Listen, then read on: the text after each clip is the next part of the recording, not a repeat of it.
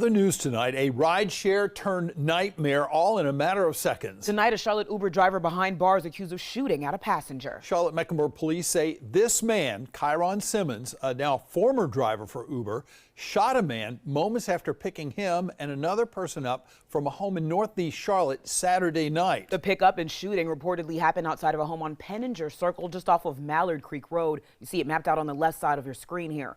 Simmons told police there was an argument over one of the passengers sitting in the front seat. That led to one of the two allegedly punching Simmons, the driver, in the face. Simmons then reportedly grabbed the pistol out of his glove box and shot the man twice. That person did survive but had to undergo emergency surgery.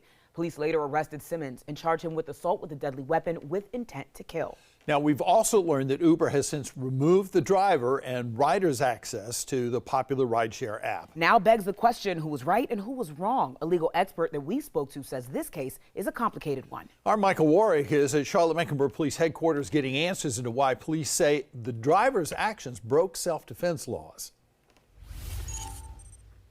A local attorney tells me this case is likely destined for court. An Uber driver allegedly punched in the head before pulling a gun and shooting the passenger.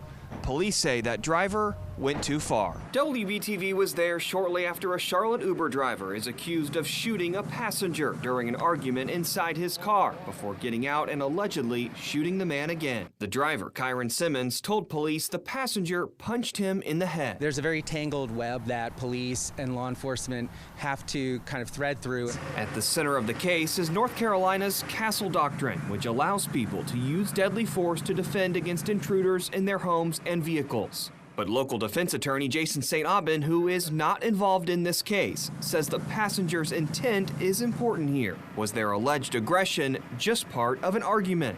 For instance, it matters greatly whether somebody was trying to steal someone's car or not steal their car. It matters greatly if one person had a knife or a gun or used some sort of threat of deadly force or didn't before the other person does. Uber tells us it's removed Simmons and the passenger's access to the app.